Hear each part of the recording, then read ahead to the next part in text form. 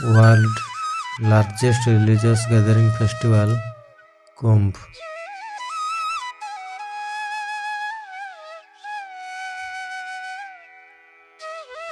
सनातनी मानक द्वारा करा जाउथुबा एक एमिति पर्व जोटाकू देश विदेशरू कोटी कोटी लोक छुटी आसती ए पर्व में सामिल हवा पाई। उत्तर प्रदेश रे थिबा 76 नंबर जिला प्रयागराज रे 144 वर्ष पर होउथुबा ए फेस्टिवल होउची महाकुंभ। मान्यता अछि एठारे त्रिवेणी संगम रे गाधेइले समस्त पाप धोई हो जाए और मनोकामना पूर्ण हुए।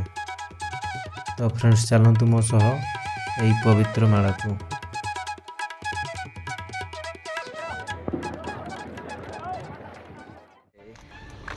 तो गाइज आमर जर्नी स्टार्ट हो जाइए टुवर्ड्स प्रयागराज कुंभ मेला।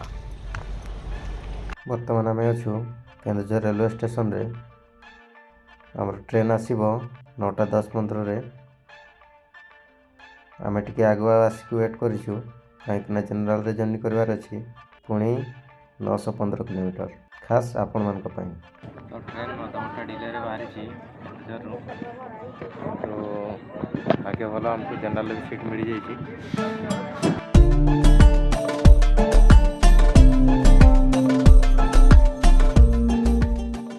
एवं टाइम है 5टा आम ट्रेन आसी पहुँच जाइए प्रयागराज स्टेशन रे।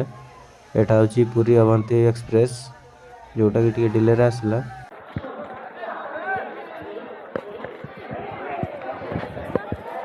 तो वर्तमान फ्रेंड्स आम पहुँची आसु प्रयागराज रे तीर्थराज प्रयागराज। तो देखा चारिआडे पूरा कुहड़ी रोचे।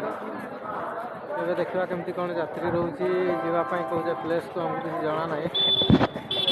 चतुर्पार्श्व देखिपे के कुहड़ी रोचे। ये बस लगी देखा जाऊ कौन बस सुविधा अच्छी कि ऑटो पाया पड़ो देखा। एटा रेलवे स्टेशन रु सिविल रोड पटे बाहरी गले ही किसी दूर आगू जाकि बाँ साइड रे सब देखा पाइबे केते सब कार्यकलाप कराई।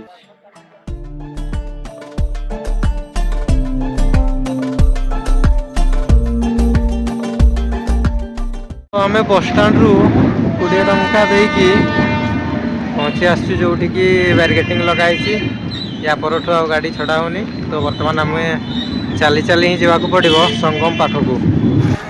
तो बर्तमान आम पहुँची आसु महाकुंभ से जो गेट पाखक देख पारे गेट केमती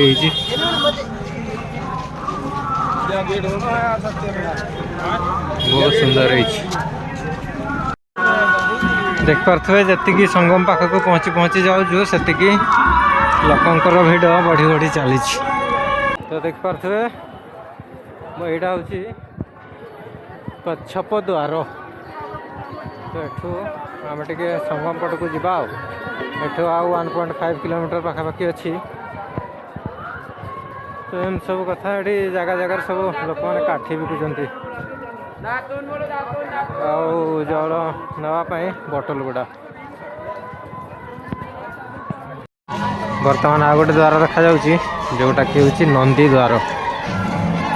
तो आहरी केते द्वार अच्छी क्या जानी आम तो चलचु आपको आपको देखा जाओ केते पहुँचा। तो बर्तमान फ्रेंड्स आम पहुँची आसचु संगम द्वार को।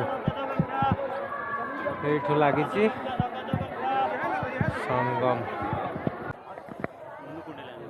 वर्तमान अच्छी प्रयागराज रे जोटी कुंभ मेला हो। जो लोकेशन अच्छी पूरा एक्जाक्ट लोकेशन कहवा गले हूँ त्रिवेणी संगम जोठारे कि गंगा जमुना सरस्वती नदी मिलन हो। जो संगम स्थली को त्रिवेणी संगम कहुए। मान्यता अच्छी एठारे गाधेले मनस्कामना पूर्ण हुए ता सहित पाप खसी जाए। समुद्र मंथन विषय तो समस्ते जानी जेतेबेले देवता और असुर मिसिकी समुद्र मंथन करथिले सेतेबेले अमृत गोटे कलश रे धरी धनवंतरी प्रकट होइतिले। से अमृत को पाइबा पई देवता और असुर मध्य टणाटणी हेले। से समय रे चार बुंदा अमृत पृथ्वी रे पड़ीथिला। जो प्लेस रे पड़ीला सेगुड़ा होची हरिद्वार, नासिक, उज्जैन और प्रयागराज। जेहेतु a place गुड़ारे कुंभरू बाहरिकी Amrit पड़ीथिला सेथिपाई a place रे कुंभ पालन करा जाए। 6 वर्ष रे थरे अर्ध कुंभ, 12 वर्ष रे थरे पूर्ण कुंभ आ 12 थर पूर्ण कुंभ हला परे 144 वर्ष परे ए होची महाकुंभ। यह 45 दिन पर्यंत पालन करा जाए। मान्यता अछि यही स्पेशल दिन गुड़ारे स्वयं महादेव कौनसी ना कौनसी भेषरे आसिकी गाधेकी जाती।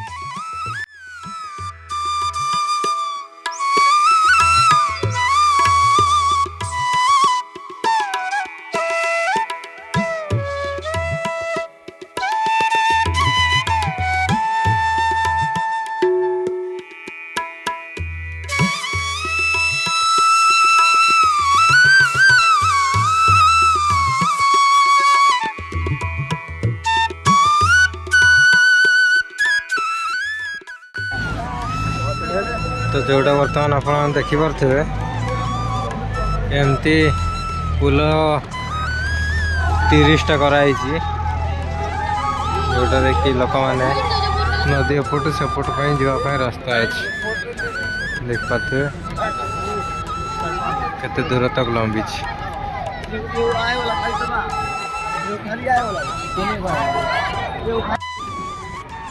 देख पारे यहीपरिका जिनस जो सब टेम्पोरारी पुल गुड़ा बनाई।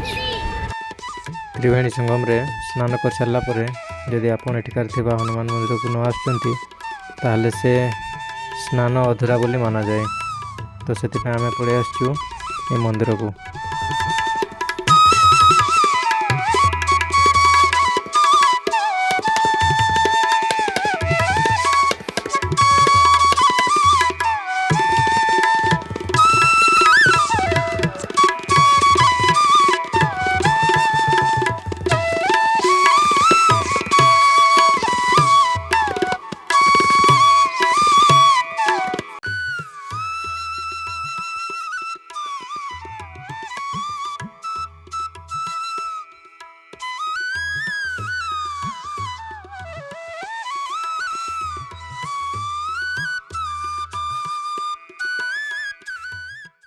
ये फोर्ट पाखे देख पारे एठार जो फूड कोर्टे बसी जो कि भात रुटी ठू कर सबकि मिल एठार खावाई सब प्रकार व्यवस्था रोचे।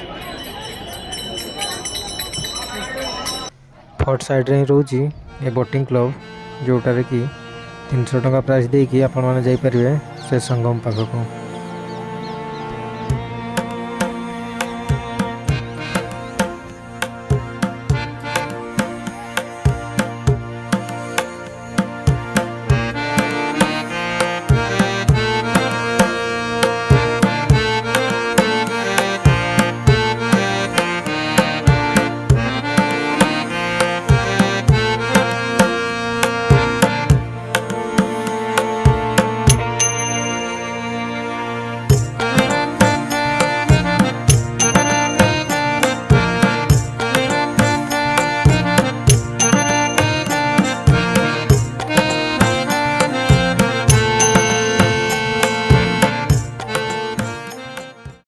संध्या पड़े शिवालय पार्क को जोटा को गला बेले सेठिकार ब्रिज रो व्यू किसी नियारा लगी थाए।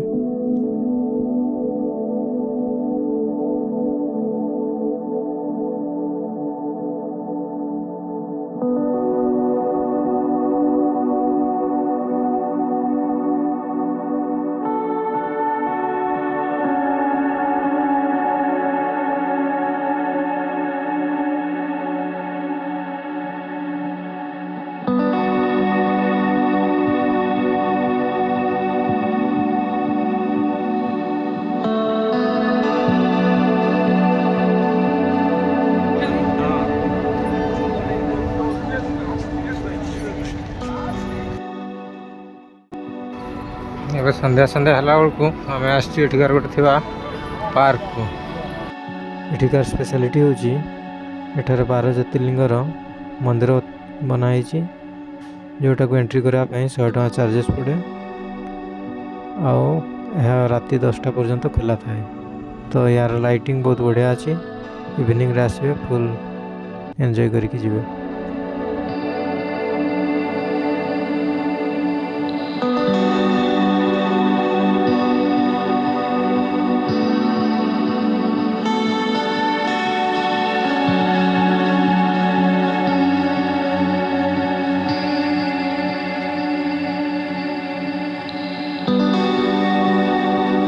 बर्तमान आसीचु ये डिजिटल महाकुंभ एक्सपीरियंस सेंटर जोटा कि से पाखरे ही अच्छी ता पाखक लगी अच्छी एपटे गोटे फोर्ट देख पारे। तो चलते ये आग देखा कौन तार कार्यक्रम केत आरंभ हो कौन हो।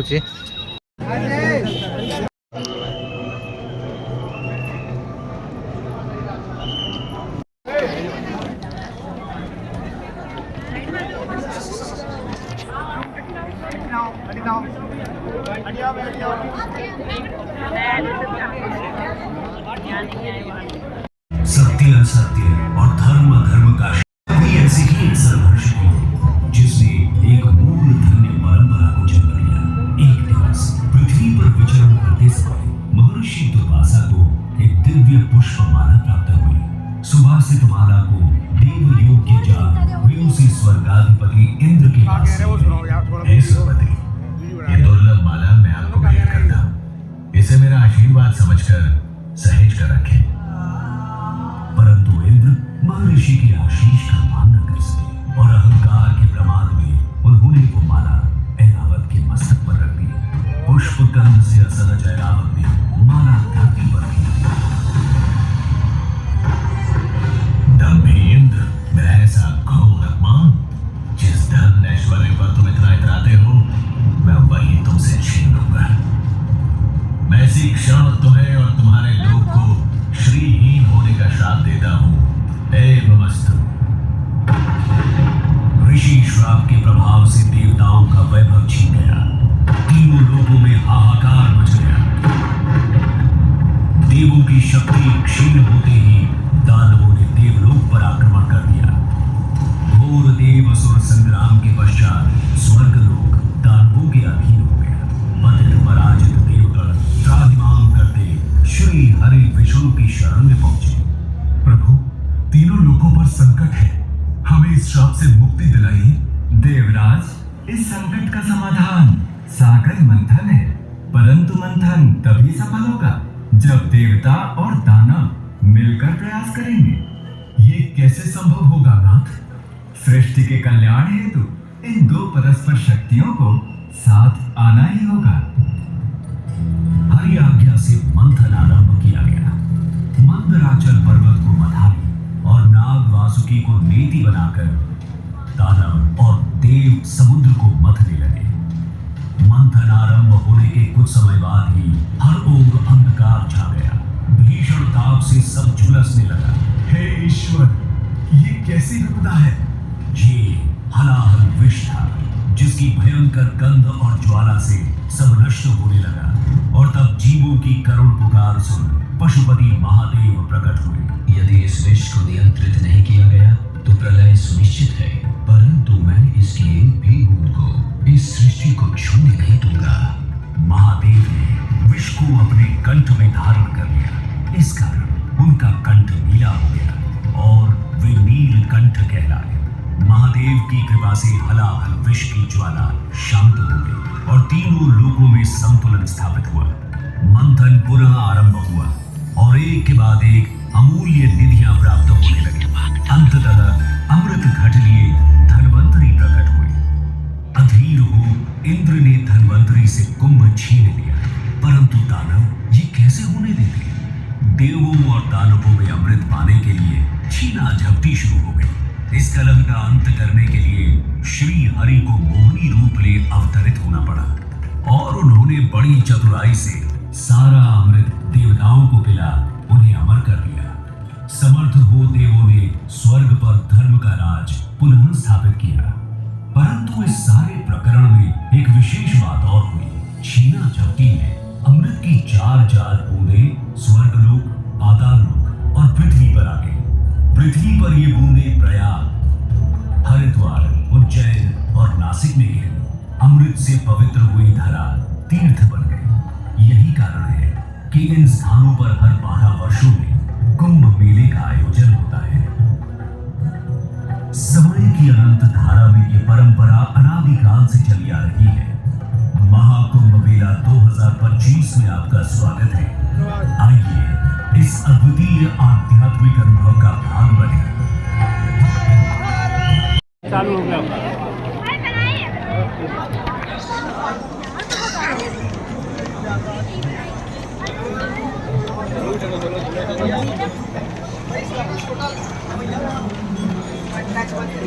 ना करो दोस्त, ये लोग है भाई।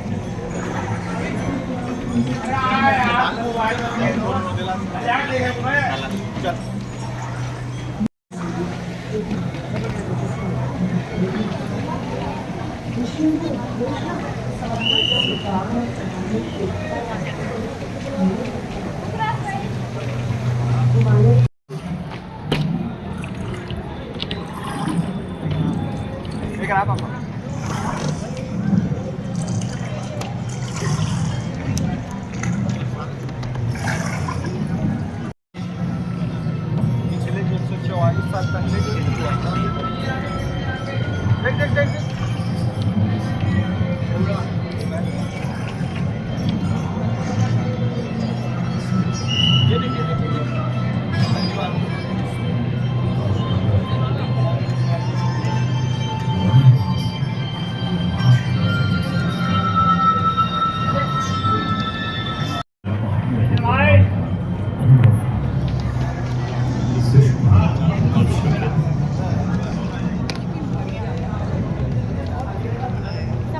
देख ये देखिए और साक्षी ये कुंभ पर्व की दिव्य संयोग, ब्रह्मांड की रचना इस खगोलीय संयोग में झलकती है। देवता तारों के रूप में, असुर ग्रहों के रूप में और मंदार स्वयं आकाशगंगा के रूप में। मौनी अमावस्या और महाशिवरात्रि जैसे स्नान के दिन लाखों लोग इस दिव्य नील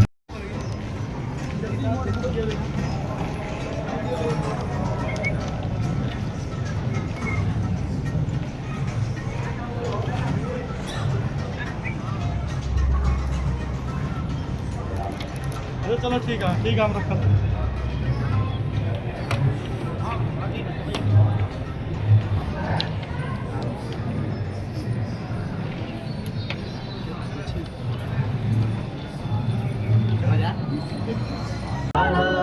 लेजर शो स्टार्ट हुए काली बोटिंग क्लब रे, जोटा कि 7टा बेले गोटे शो आ गोटे 8टा बेलू।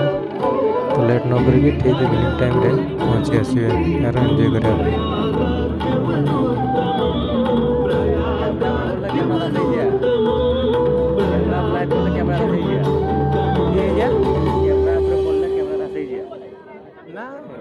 सूर्य ग्रहों में श्रेष्ठ है, चंद्रमा नक्षत्रों में श्रेष्ठ है। उसी प्रकार प्रयाग सभी तीर्थों में सर्वश्रेष्ठ है। पद्म पुराण में वर्णित ये श्लोक जिस तरह प्रयाग की विशेषता को दर्शाता है, उसी तरह इस पावन क्षेत्र का गुणगान करने अनेक पौराणिक कथाएं, किंवदंतियां एवं कहानियां आज भी जनमानस में प्रचलित हैं। ऐसी ही एक पौराणिक कथा है जो भगवान ब्रह्मा को प्रयाग से जोड़ती है। मान्यताओं के अनुसार भगवान ब्रह्मा को यज्ञ करने हेतु एक दिव्य स्थान की आवश्यकता थी, जिसके चयन को लेकर वे बड़ी ही दुविधा में थे। अपनी दुविधा के निवारण हेतु भगवान ब्रह्मा नागों के देवता महाराज शेषनाग के यहाँ पहुंचे और उनसे कहा, हे नागशेष, मैं यज्ञ करने हेतु इस सृष्टि में एक ऐसा स्थान ढूंढ रहा हूं जो दिव्यता और पवित्रता की दृष्टि से सामूहिक। क्या आप मुझे ऐसा कोई उपयुक्त स्थान बता सकते हैं जो सभी तीर्थों में जगत रचयिता को मेरा प्रणाम। भगवान, मैं धन्य हूं कि आपने मुझे इस योग्य समझा। क्यों ना आप स्वयं ही सभी पवित्र स्थानों का मूल्यांकन करें। ऐसा कीजिए, आप तुला के एक पलड़े पर सप्तपुरियों को रखिए और दूसरे पलड़े पर भगवान विष्णु के स्थायी निवास प्रयाग को रखिए, जिसका भार सबसे अधिक आए। मेरे विचार में वही सर्वश्रेष्ठ तीर्थ हो। इस मूल्यांकन के परिणाम स्वरूप प्रयाग का पल्ला भी बढ़ेगा। इस तरह प्रयाग की प्रधानता सिद्ध हुई और तभी से उसे तीर्थों का राजा कहा जाएगा। आज भी ऐसी मान्यता है कि भगवान ब्रह्मा ने गंगा नदी के पश्चिमी तट पर 10 अश्वमेध यज्ञ संपन्न किए थे। आज उस स्थान को हम दशाश्वमेध घाट के नाम से जानते हैं। भगवान ब्रह्मा के अलावा इंद्रदेव, वरुणदेव एवं सोमदेव ने भी प्रयाग क्षेत्र में ही भगवान कृष्ण की आराधना करने के यज्ञ किए थे, जिससे उन्हें भी श्री हरि का आशीर्वाद प्राप्त हुआ। प्रयाग शब्द में प्र का अर्थ है कृष्ण और याग का अर्थ होता है यज्ञ। इसलिए इन दो शब्दों से बना प्रयाग सबसे पवित्र स्थान माना जाता है।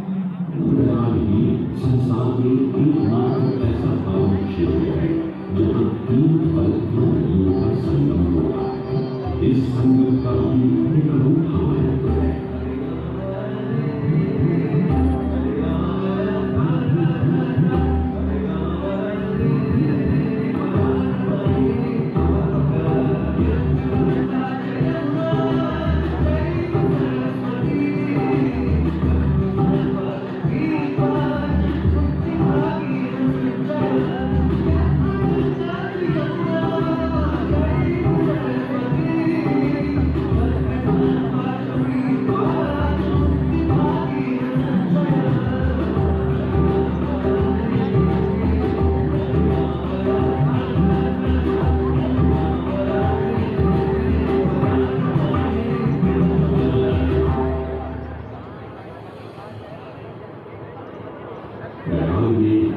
गंगा, यमुना और सरस्वती जैसी 3 सबसे पवित्र और पूजनीय नदियों का दिव्य संगम होता है।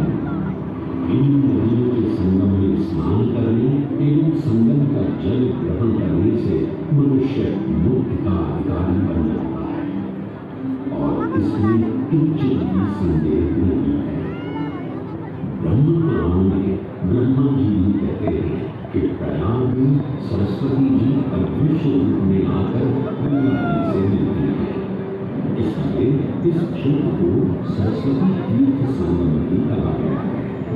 सरस्वती नदी के अदृश्य रूप से मिलने के पीछे भी एक पौराणिक कथा सुनने को मिलती है। ऐसा माना जाता है कि बद्रीनाथ क्षेत्र की गुफाओं में जब वेद व्यास जी भगवान गणेश को महाभारत की कथा सुना रहे थे, तब उस क्षण सरस्वती जी इन शब्दों से टकराते हुए अपना हाथ बनाती हुई बड़ी ही तीव्र गति से बह रही थी। सरस्वती नदी के इस तेज बहाव से उत्पन्न होने वाली तेज ध्वनि वेद व्यास जी का ध्यान भंग करती। इसलिए महर्षि वेद व्यास जी ने सरस्वती जी से वेद और ध्वनि को कम करने का आग्रह किया, परंतु उनके अनुरोध उपरांत भी जब सरस्वती नदी के वेद एवं ध्वनि में कोई कमी नहीं हुई तो उन्होंने क्रोधित होकर सरस्वती जी को श्राप दे दिया और कहा कि वे अब धरती के भीतर यानी कि पाताल लोक में रहेंगे। तब से ये माना जाता है कि हिम शिखरों से उद्गमित हुई सरस्वती नदी उत्तराखंड के मानव गांव से आगे अपने अदृश्य रूप में प्रवाहित हो गई। आगे चलकर यही अदृश्य रूपी मां सरस्वती प्रयागराज में गंगा एवं यमुना नदी से मिलकर त्रिवेणी संगम को पूर्ण करती है। ये प्रयाग नदी पवित्र जिसके अंश हमें वेदों एवं पुराणों में भी मिलते हैं। जल में वर्ण है सुरों असुरों द्वारा हुआ समुद्र मंथन। अमन प्राप्ति के लिए सुरों और असुरों ने एकजुट होकर क्षीर सागर का मंथन किया, जिसके संदर्भ में पुराणों में विभिन्न कथाएं देखने को मिलती हैं।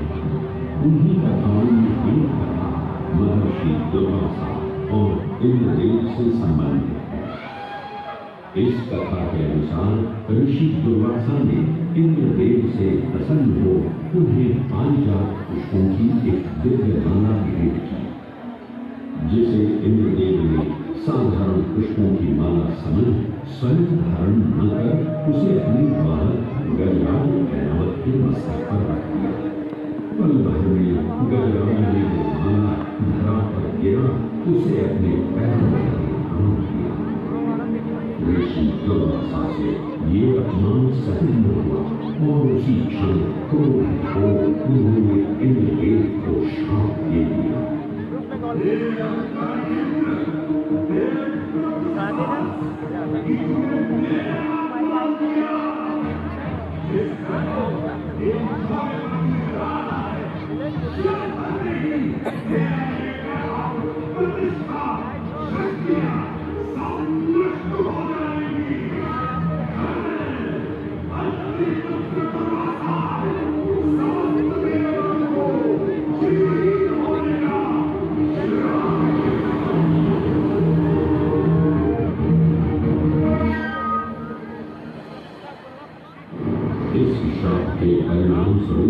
स्वर्गलोक से लेकर वैकुंठ धाम तक का सारा वैभव चला गया। जहां स्वर्गलोक में सभी देवता अपना वैभव एवं शक्तियां खो चुके थे, वहीं वैकुंठ धाम में मां लक्ष्मी भी क्षीर सागर की गहराइयों में चली गई। उनके जाते ही सृष्टि का संतुलन बिगड़ने लगा एवं असुर राजा बलि ने तीनों लोग अपने अधीन कर लिए। ये सब देखकर सभी देवतागण अपने श्राप के निवारण हेतु भगवान विष्णु की शरण में जा पहुंचे और कहने लगे, हे मानव, हे स्वामी, आप ही हमें इस श्राप से मुक्त होने का मार्ग बता सकते हैं। अन्यथा हम अपनी शक्तियों से सदैव वंचित रहेंगे और हमें कभी भी असुरों का सामना नहीं कर पाएंगे। हे देवराज, ऋषि दुर्वासा के श्राप से सभी देवतागण जीवन मृत्यु के काल चक्र में बंध चुके हैं। इस काल चक्र एवं श्राप से मुक्त होने के लिए अब केवल एक ही मार्ग शेष है और वो है समुद्र मंथन। इस समुद्र मंथन से निकलने वाले रत्न ही आपके खोए हुए यश, वैभव और कीर्ति को पुनः स्थापित करेंगे। परंतु आपको इस मंथन के लिए असुरों के बल की भी आवश्यकता है, क्योंकि उनके बिना यह समुद्र मंथन संभव नहीं है। जैसे आपकी आज्ञा हो, हम असुरों के साथ समुद्र मंथन करने के लिए तैयार हैं। देवताओं ने असुरों ने एकमुख होकर क्षीर सागर का मंथन करना स्वीकार किया। जहाँ मंदार पर्वत मधु के रूप में आए तो वहीं वासुकी नाग को नेत्र की भूमिका मिली। भगवान विष्णु ने स्वयं पूर्ण अवतार धारण कर मंदार पर्वत को उसका आधार प्रदान किया। क्षीर सागर को मथना शुरू किया गया और 14 रत्नों में सबसे पहले सनातन विष उत्पन्न हुआ। उस विष के प्रभाव को कोई भी देवता या असुर सहन करने में समर्थ नहीं है। इस कालपूर्ण विष से सृष्टि का विनाश हो सकता है। इसीलिए इस आपदा से बचाने स्वयं देवों के देवी महादेव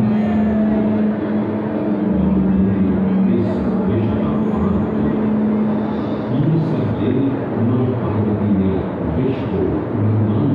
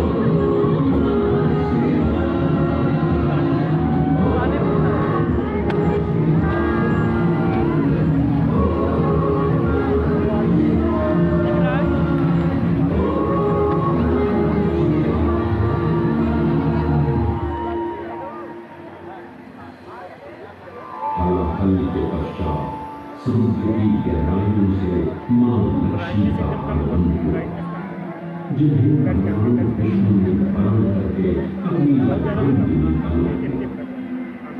इसके पश्चात समुद्र मंथन से एक एक कर कामधेनु नाग, पारिजात वृक्ष, चंद्र, कल्पवृक्ष और सुंदर अप्सराएं, गंधर्व, शंख, उच्चैश्रव, वायु एवं औषधि जैसे अनेक रत्नों बने हुए। लेकिन सभी को जिस रत्न की सबसे अधिक प्रतीक्षा थी, उस रत्न का निकलना अभी बाकी था। अंततः आयुर्वेद के देव धन्वंतरि अपने हाथ में अमृत कुंभ लिए प्रकट हुए। अमृत कुंभ पानी की लालसा में सुर और असुर के मध्य एक घमासान युद्ध प्रारंभ हो गया। इसी युद्ध के दौरान सर्वभानु का एक असुर अमृत कुंभ को अपने अधीन कर पाताल लोक की ओर चला गया। अमृत कलश को वापस पाने हेतु देवतागण अपने हाथों से भगवान विष्णु का स्नान करने लगे। तदुपरांत भगवान विष्णु एक सुंदर अप्सरा मोहिनी का रूप धारण कर पाताल लोक पहुंचे, जिसे देख सभी असुर सम्मोहित होने लगे।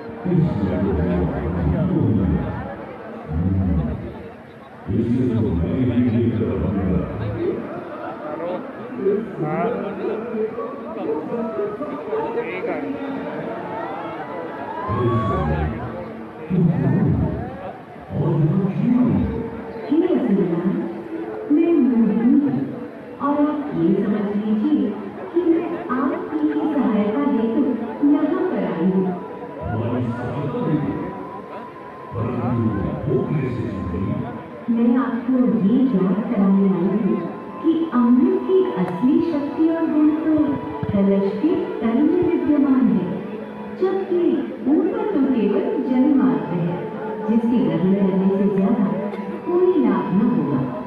आप सभी इस अमृत को देवताओं के साथ पान लीजिए। आखिर आप सभी ऋषि कश्यप के ही तो पुत्र हैं। देवताओं के साथ अमृत बांटने से एक तो आपका वैभव बढ़ेगा और दूसरा जो अमृत का फलदायक भाग है उसे आप ही ग्रहण कर सकेंगे। हे मनमोहनी, तुम सत्य ही कह रही हो, परंतु अगर हमने ये अमृत कलश देवताओं को दे दिया तो क्या होगा? वे सारा अमृत स्वयं ही ग्रहण करें और हम सभी असुर इससे वंचित ही रह जाएंगे। आप निश्चित रहिए, ऐसा कदापि नहीं होगा। मैं स्वयं ही सभी सुरों और असुरों को अमृत पान करवाऊंगी और साथ ही साथ ये सुनिश्चित भी करूंगी कि अमृत का फलदायक भाग आप सभी को ही प्राप्त हो। बस फिर क्या था, भगवान विष्णु की अपरंपार लीला आरंभ हुई। जहाँ एक ओर सभी देवता विराजे तो वहीं असुर मोहिनी रूप धारण भगवान विष्णु एक कर सभी देवताओं को अमृत पान करवाए जिससे वे पूरी अपनी शक्तियां प्राप्त कर सके। परंतु सावधान नाम का असुर जल्द ही भगवान विष्णु की ये चालाकी भांप और चुपचाप देवता वेश धारण कर उन्हीं के बीच में जाकर विराजमान हो गए। तब जैसे ही मोहिनी स्वभान को अमृतपान कराने हेतु अग्रसर हुई, ठीक उसी क्षण सूर्य एवं चंद्रमा स्वभान का असली रूप पहचान गए। ये ज्ञात होते ही भगवान विष्णु अपने मूल रूप में परिवर्तित हो गए और एक सुदर्शन चक्र से